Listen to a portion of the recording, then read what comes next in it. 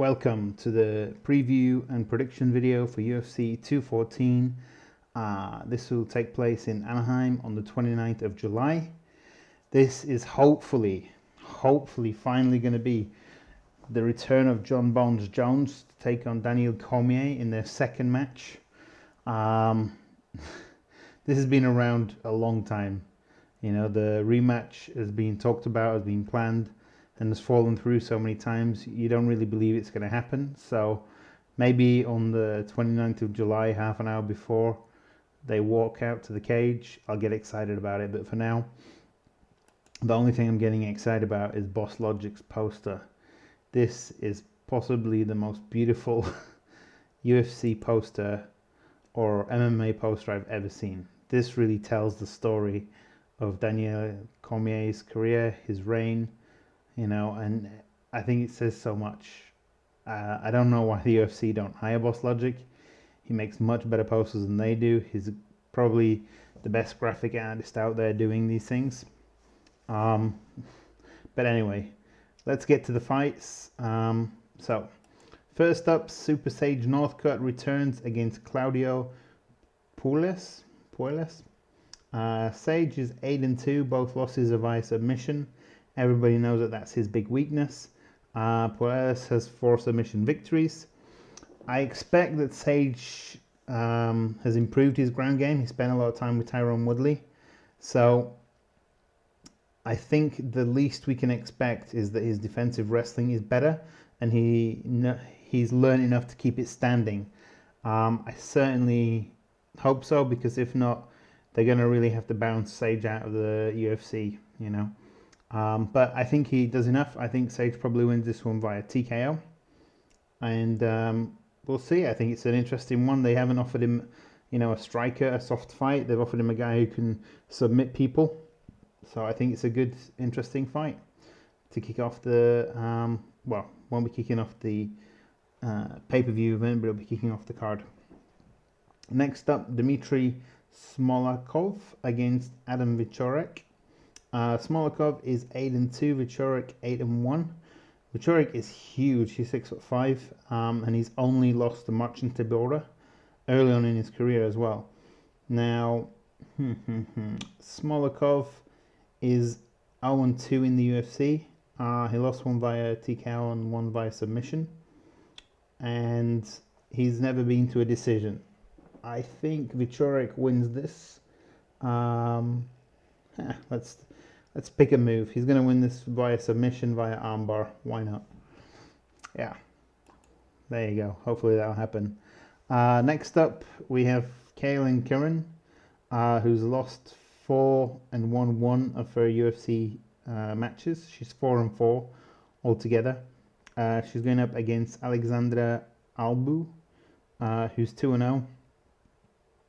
Why the hell this is a UFC fight, I have no idea. You know, Albu is not as seasoned as Fili or Alex Chambers, but I still think Albu is the most likely to win. You know, this is really not the UFC kind of level fights. You know, put these girls on Invicta. You have a deal with Invicta with Fight Pass. I've no idea why these women are fighting in the UFC. Then we have a really good matchup, actually. Josh Bergman, 28-15, against Drew Dober, who's 17-8. Now, Dober has won 9 via submission, and Bergman has lost 8 via submission. So that would probably tell you that I'm going to pick Dober via submission, which is correct. Bergman's lost 5 of his last 6. I think it's time to hang it up for the 36-year-old. We should respect what he's done, though. He's certainly a great representative of the sport. He's turned out, you know, more than most will, and he's had his ups and downs. I hope he does hang it up and doesn't continue too long. Then we move on to Jared the Monkey God Brooks, who's 24, up against Eric Shelton, who's 26. Now, Monkey God is 12-0, and Shelton is 10-3. I think this is going to be a really exciting fight between 2 frantic fighters.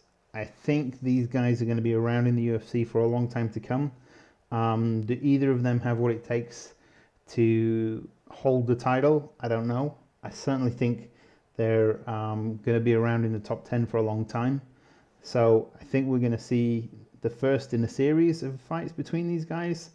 And I'm going to go with the Monkey God to keep his perfect record by decision. Then Brian Ortega against Renato Carnero. Ortega is 11-0. Carnero is 11-0-1. T-City did have his win over Mike De La Torre overturned because of a failed drug test. I think this is going to be another great fight, actually. I'm really looking forward to it. These, you know, I think it's mainly going to take place on the ground. But sometimes when you've got two ground specialists, they stand and bang. I'm going to pick T-City, Brian Ortega via submission. Okay, and then we're going to go to Superboy Duho Choi against Andre Fili. Now, this, I think, could be the fight of the night. Of course, when we've got DC versus John Jones, two Hall of Famers in the main event, you know, they could definitely be the fight of the night too. But I think this is going to be a really good one. Duho Choi is 14-2, 11 TKO victories. Obviously, the last time out, he won a lot of fans. Going up against Andre Fili, 16-4, 8 TKO victories. I think you're going to get a really good battle, but if I'm honest, Andre Fili has lost every time he steps up in competition. So I think we're going to see Superboy win via TKO. But like I said, I think it's going to be a really good fight. I expect to see something really special. Then we're going to see Aljamain Sterling go up against Renan Barao. Now, this is a really big step up for Sterling, I think. You know, Barao was reigning over this division for a long time. Barao's 34-4. He has 15 submission victories. Now, Aljamain Sterling only has 15 fights, 13 wins and 2 defeats. So Barao has as many submission victories as Jermaine Sterling has fights. Now, Barao has never been submitted, and he's only been TKO'd by TJ Dillashaw. Jermaine Sterling has lost twice due to inactivity, and that's because he's a counter-puncher. I think Barao will move forward, and this will allow Aljamain Sterling to counter-strike as he likes to do. So, I think we're going to see a great performance from Aljamain Sterling, and that's because of Barao's forward pressure. If Barao stands off him, I think Jermaine Sterling could lose this through inactivity, but that's not Barao's game. Barao likes to push forward and win fights. Then we're going to go up and see Mr. Ricardo Lamas go up against the Korean zombie, Chan Sung-young. And so the Korean zombie is 14-4, came back with an amazing victory last time out after being away for so long. And I think that, you know, he's a real fan favorite for a lot of UFC fans, not just from Korea, but from around the world. You know, so that's why he won the Korean zombie nickname. He's got 8 submission victories, and he's going up against a real mainstay at the top of the division in Lamas. 17-5, 8 decision victories, and never been submitted. They have a lot of common opponents, or let's say they've got 2 common opponents rather. Both lost to Jose Aldo, and both beat Dennis Bermudez. Lamas took Aldo to decision, and Zombie lost via TKO.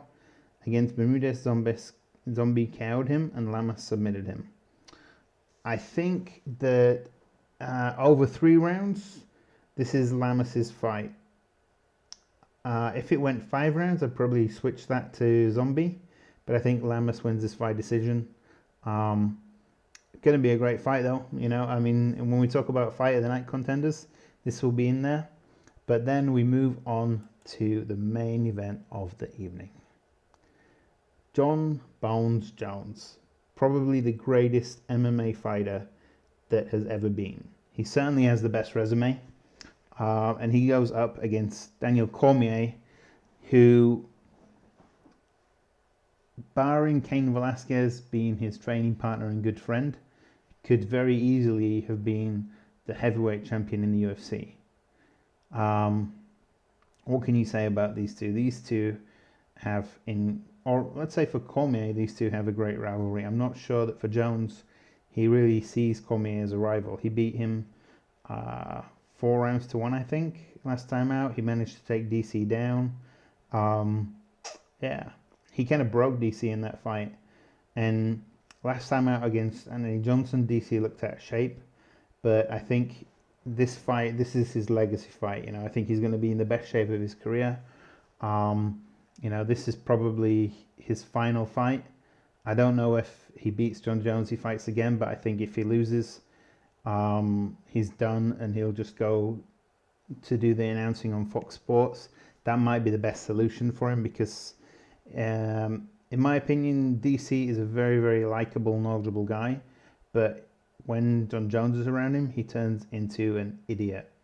And all he's doing right now is he's driving fans away, in my opinion. I think John Jones, if he's the same fighter that he was, beat Cormier when they were both at their peak.